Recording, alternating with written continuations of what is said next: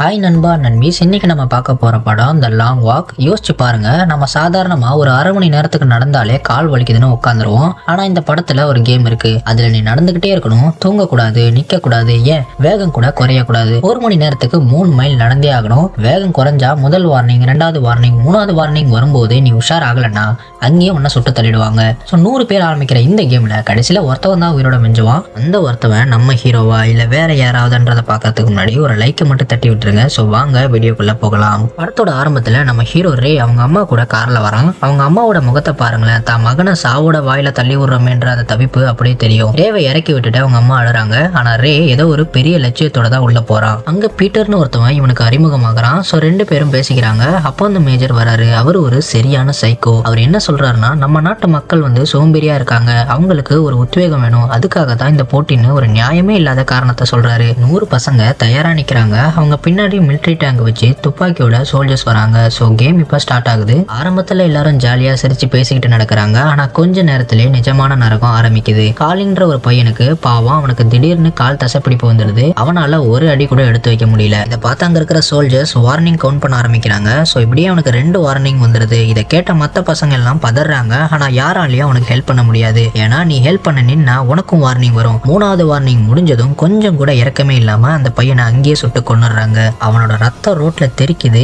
இப்பதான் ஹீரோக்கு புரியுது இது ஒரு விளையாட்டு இல்ல, இது ஒரு மரண மேடன்னு. இந்த கூட்டத்துல ஒரு முடிக்காரன் இருக்கான். அவன் ஒரு சைக்கோ. சாகுற மத்த பசங்களை பார்த்து இவன் கிண்டல் பண்றான். ஒரு பையனுக்கு வலிப்பு வந்து கீழே விழும்போது அவனை தாண்டி சூப்பர், இப்பதான் ஒருத்தவன் குறைஞ்சான், நான் ஜெயிக்க வாய்ப்பு அதிகம்னு சிரிக்கிறான். அவ்வளவுதான். அவன் கீழே விழுந்ததை பார்த்து சோல்ஜர்ஸ் அவன் தலையிலே போட்டுடுறாங்க.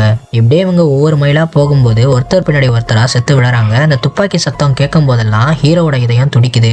அடுத்தது நம்ம தானோ அப்படின்ற பயம் அவன் கண்ணுல அப்படியே தெரியுது. இப்படியே கிட்டத்தட்ட 100 கிலோமீட்டர் தாண்டிட்டாங்க. காலெல்லாம் வீங்கி போய் நடக்கிறதே ஒரு பெரிய சவாலா இருக்கு. இப்போ ஒரு பெரிய மலைப்பாதையில ஏற சொல்றாங்க. அது இன்னும் பெரிய கொடுமை. ஏற முடியாம பல பேர் அங்கேயே செத்து விழறாங்க. நம்ம ஹீரோ ரேவும் மயக்கத்துல விழ போகும்போது பீட்டர் தான் அவனை தாங்கி பிடிச்சு நடக்கிறான். அப்ப ரே ஒரு பெரிய உண்மையை சொல்றான். எங்க அப்பாவை இந்த மேஜர் தான் ஒரு சின்ன காரணத்துக்காக சுட்டு கொன்னான். அவனை பழிவாங்க தான் நான் இங்க வந்தேன். நான் ஜெயிச்சா ஒரு துப்பாக்கியை வாங்கி அவன் தலையிலே சுற்றுவேன்னு வெறியோட சொல்றான். அவனோட இந்த பழிவாங்க உணர்ச்சி தான் அவனை இவ்வளவு தூரம் நடக்க வச்சிருக்கு. இப்படியே 5 நாள் ஆகுது. இப்ப அவங்க 331 மைல் வந்துட்டாங்க. இப்ப ரேவும் பீட்டரும் மட்டும் தான் மிச்சம். இவங்க 2 பேரும் மாத்தி மாத்தி ஹெல்ப் பண்ணி கடைசி வரைக்கும் வந்துட்டாங்க. ஆனா ஒருத்தவன் தான் இதுல ஜெயிக்க முடியும். பீட்டரால இனி ஒரு அடி கூட எடுத்து வைக்க முடியாதுன்னு ரேக்கு தெரியுது. ரேவும் பீட்டரை பார்த்து நம்ம 2 பேருமே ஜெயிக்கலாம் அப்படின்னு சொல்லி அவனை என்கரேஜ் பண்றான். ஆனா பீட்டர் மயங்கி விழுற நிலைமையில இருக்கான். இங்கதான் ஹீரோ ஒரு பெரிய ட்விஸ்டா கொடுக்குறான். சோ பீட்டர் ஜெயிக்கணும்னு நினைச்சு ரே நடக்கிறத நிறுத்துறான். ஆல்ரெடி நம்ம ரேக்கு 2 வார்னிங் முடிஞ்சிருக்கும். சோ 3வது வார்னிங் கொடுத்துட்டாங்க. அப்ப அந்த மேஜரே நம்ம ஹீரோவை சுட்டு கொன்னுறான். பீட்டருக்கும் ரொம்பவே கஷ்டமா இருக்கு. பீட்டர் வின்னர் ஆகிட்டான். மேஜர் வண்டியை நிறுத்திட்டு கீழே இறங்கி வராரு. வா தம்பி, நீ தான் ஜெயிச்ச, உனக்கு என்ன வேணும் அப்படின்னு கேக்குறாரு. சோ பீட்டர் எனக்கு ஒரு கன்னு வேணும், ஏன்னா அது என் பையன் கிட்ட கொடுக்கணும் அப்படின்னு சொல்றான்.